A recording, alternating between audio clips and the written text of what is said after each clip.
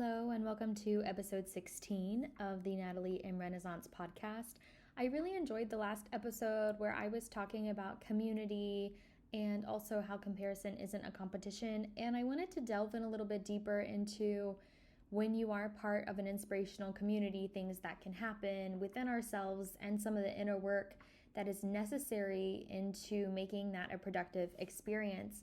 Because the more I think about it, the more I realize how there's so much inspirational community for everyone, but there are a lot of internal thought loops that are keeping ourselves from seeing these inspirational and communal spaces that would encourage us because we are interpreting as something very, very different. And this has to do with self-sabotage. And again, it goes back to the beliefs that we hold as people and as individuals. And so that's where we're going to start today. I don't know if you've read the book, The Mountain Is You by Brianna Wiest, but it's so good. I love her book so much. But a lot of what I'm going to say is going to come from that book because I think she just says so many thoughts in so many beautiful ways, but I just want to connect it to this idea of community and when you are around these amazing people who do amazing things, and talk about how sometimes that if you let it, that can trigger you. Now, I want to take a step back and go back to something I touched on in an earlier episode. And that was that our mental blueprint, what we believe about ourselves, our identity, that is one of the most important things that we could develop in this life because it influences everything that we do, everything that we will try to do, the way we interact with others. And it's very important that we are very careful in creating this blueprint because any thoughts that are cultivated in our minds, any thoughts, any images, any beliefs, if repeated often enough, we will start to believe it. And because we are a part of communities, we are social beings, these thoughts and thought patterns can be influenced by the people we have around us. And so they say that each person, you become an average of the 5 people you hang out most with, or the 5 people that you strongly associate the most with. And again, it's because these beliefs, these thought loops, because you're hearing them so much and you've adopted those things into your life, those things stabilize and they equalize. And so when you are a part of an inspirational community, in my opinion, that means that you hang out with, you are friends with people who go for things. They are living by faith. They are taking risks. They dream big. They take action. And they're going to challenge you. And they're going to say, you're an amazing person, but I think you can take a step further because you have this power, and I see this in you. And I believe that if you wanted to, you could do more. You could make this happen. And I think when someone sees that light in you, they see your potential, it's a compliment, but it's also really scary because a lot of us, we haven't been encouraged to think highly of ourselves. We haven't been encouraged to seek out our strengths. We've been told no a lot. We've been told don't do this. We've been focusing on the negative so much that even being in the positive, dreaming of a different reality in which we find ourselves, imagining that we can do things differently, it could be very different than what we believe about ourselves. And I think it's very important for everyone to have someone who challenges them, who inspires them, because the sky's the limit, really. We are souls, but the power of the human spirit, I love reading books about Olympians. I love reading about these heroic people who overcame the environment around them. They overcame their circumstances and they rose above it, and it was their spirit. And we adore people like that, right? They make legends, tales, stories, movies about people like this. And why? It's because they have something, this strong belief about themselves, this unwavering commitment to themselves that just sets them apart from everyone else. And I'm here to say that everyone can be that person if they choose to be.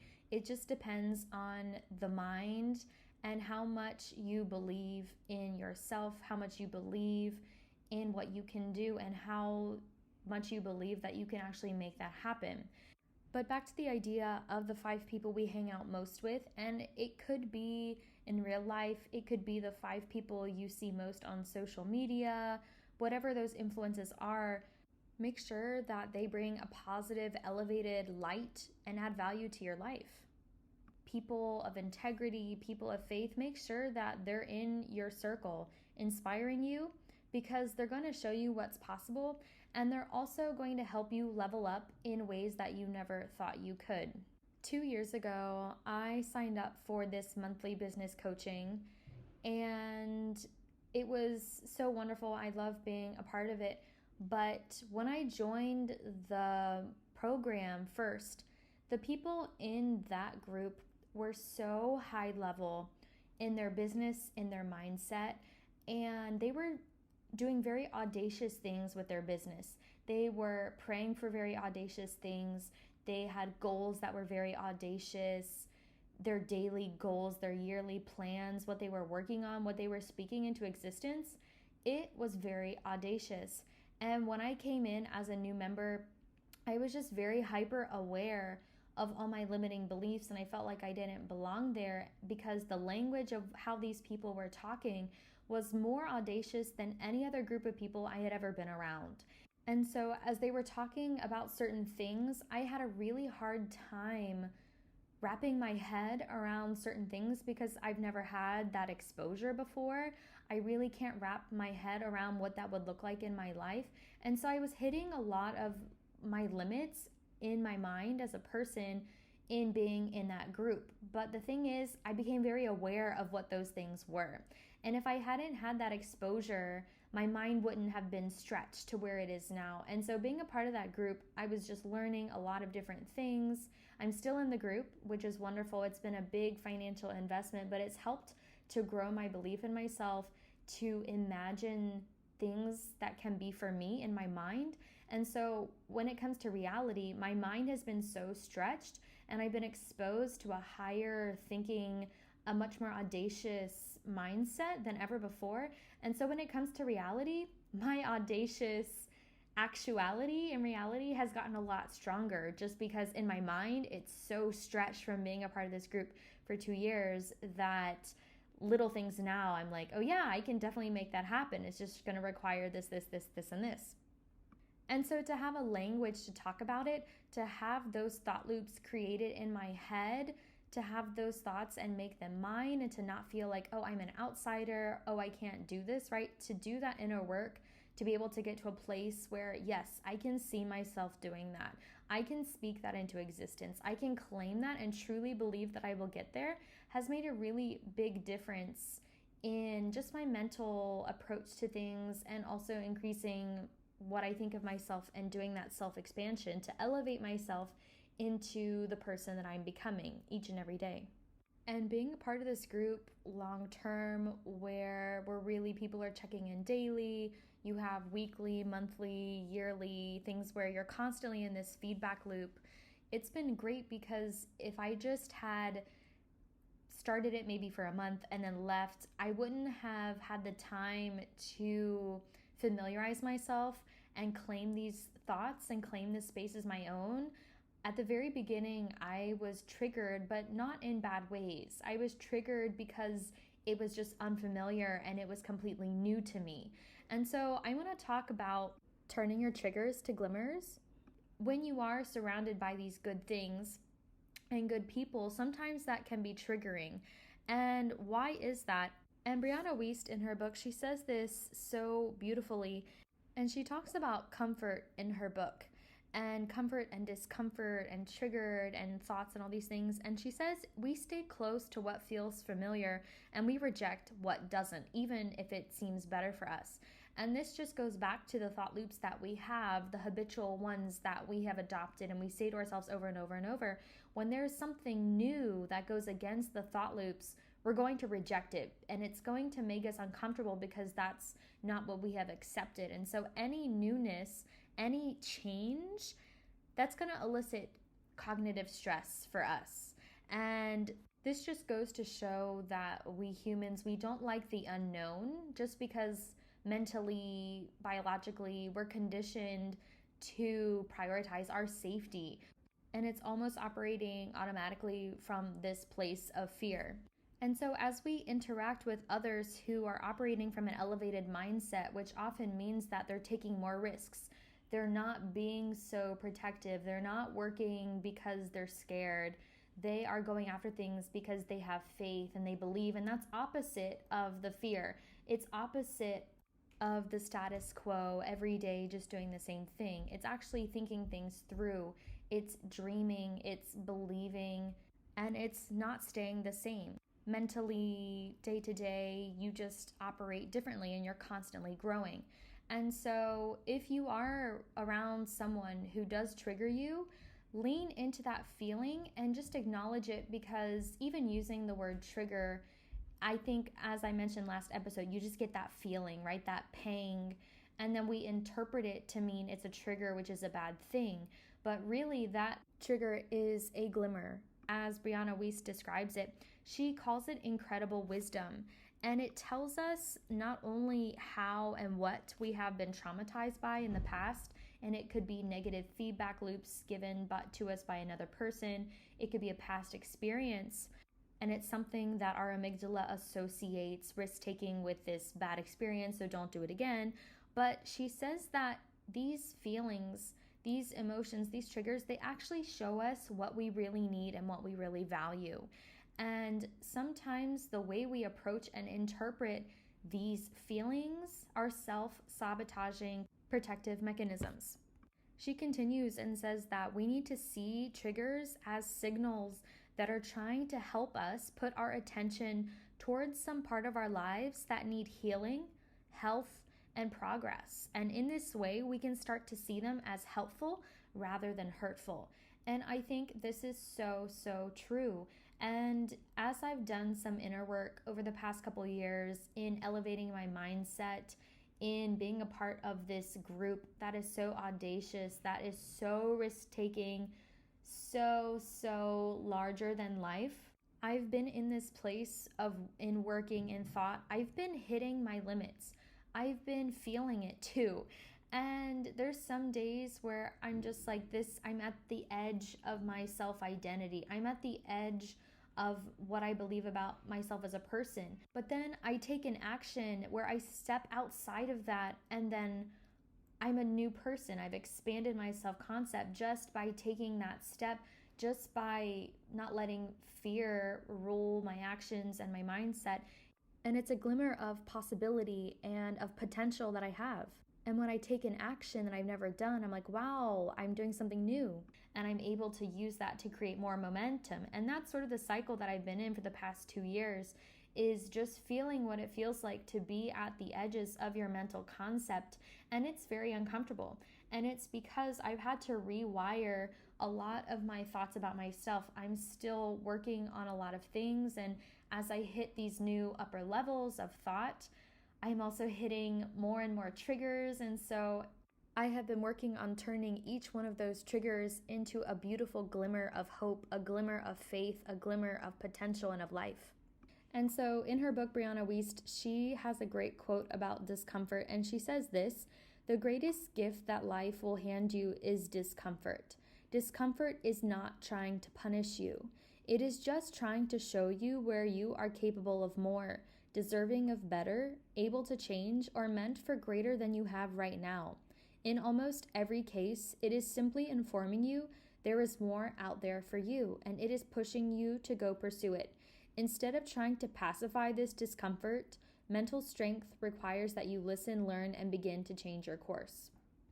And in doing the inner work and a lot of the triggers that I have, which are just things that need to be healed, worked through, processed, and also she shared a lot of wisdom in that the trigger, when you feel something, underneath that trigger is what you actually really value, what you really want.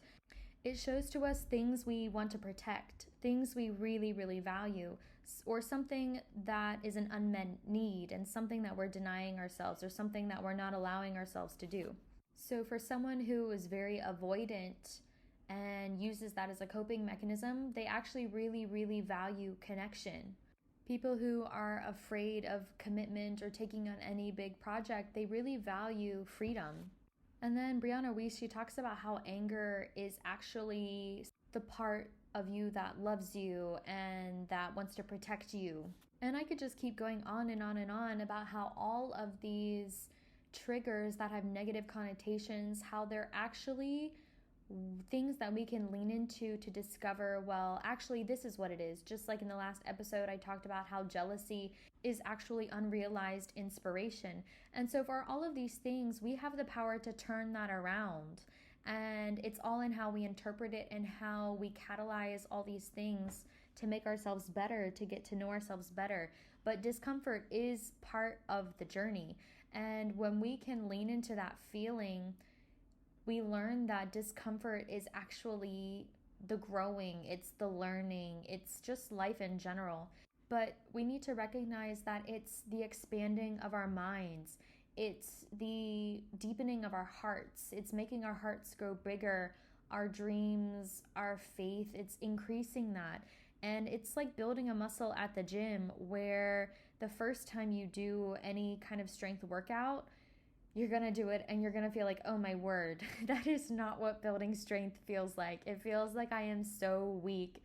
It feels like my arms are going to fall off. And you do that little workout and then you're sore for the next week. And then you commit to doing it the second week. And then eventually the soreness, it gets shorter. And then you're just noticing, oh, I can lift a little bit more weight today. And then, oh, a little bit more weight. And oh, wow, I'm really surprising myself. And so when those fibers are breaking and when that muscle is growing, it involves that discomfort of the body. And so when we're a part of these communities, discomfort, it's not a bad thing. And we have to retrain our minds, we have to retrain our language, we have to retrain our emotions to recognize that as a good thing. It's inspirational, it's motivating, but that starts with us. And just like Brianna Wiest says, it's transforming our own self-sabotage in our minds, in our emotions. We're changing that into self-mastery, where, as she says, the mountain is you, so get over yourself. And I think that's a great message that a lot of us, even me, we all need to hear it, because I think of all the wonderful people in my life and all the wonderful people I will meet, and how many people meet a good thing and they just don't know how to handle it. They're not prepared to be that person's friend. They're not prepared to be that person's partner just because they're in their own heads. And what they end up doing is they end up blocking out that light out of their life. They push that person's energy away from them. Even if it is good, it makes them uncomfortable because that person is showing them that they can level up. That person is showing them that they are so much more powerful than they think. They are capable of amazing things, and the only person who can do that is them. That makes them uncomfortable in their minds because, again, they're at the edge of their self-identity. They're at the edge of their thought loops, right? That new thought coming in, the brain's like, this goes against everything that I've learned to believe for so long, and mentally you're going to push it away. So if we know that's what we're conditioned to do, and if we know our triggers, and if we start to be more self-aware, we're more able to let more of the light into our lives. We're more able to be with these higher thinking people, these people who are on an elevated plane. We're not afraid to be around them. We're not afraid of anything because we understand that these people are like medicine. They're like medicine for the soul. And maybe we do need to rewire our thoughts. Maybe we do need to have that push. Maybe we do need to have that exposure, because even if you don't act on it, there's nothing worse than thinking, I can't do this because I'm not good enough. No one deserves those thought loops. And if you have them, please rework those things. Please go through your skeleton closets in your thoughts. Do the inner work, because in the end, the only difference between a trigger and a glimmer is you. It is all you. from being in a negative headspace, moving to a positive headspace, that is all you. Maybe you need to say, this person is a light, this person is a gift, this person is a guide, a help, a coach to me. That's all on you. And I hope the more that this is talked about and the more we all realize this, the much more better friends that we can be. There's no need for any drama. There's no need for any gossip because we're all on the same team. And when we can get to this point as artists, as business owners, I can't wait for the day. It's going to be life-changing. I know already for me, adopting this mindset and not giving myself the room to interpret these things negatively, or if I do, I very quickly steer the other direction mentally because life is too short. Life is too short to have negative thought loops. Life is too short to be in this vicious drama cycle. Life is too short to be triggered. So give yourself permission to do the inner work, to take responsibility for how you interpret things, your emotions, your actions, and let's prepare to elevate, to turn these triggers into glimmers, to grow more and more into the beautiful person who we were always made to be, and to just do that and commit to that day in and day out. Thank you so much for listening today. Like and follow on Instagram if you aren't already at Natalie inRenaissance, and we will see you in the next episode.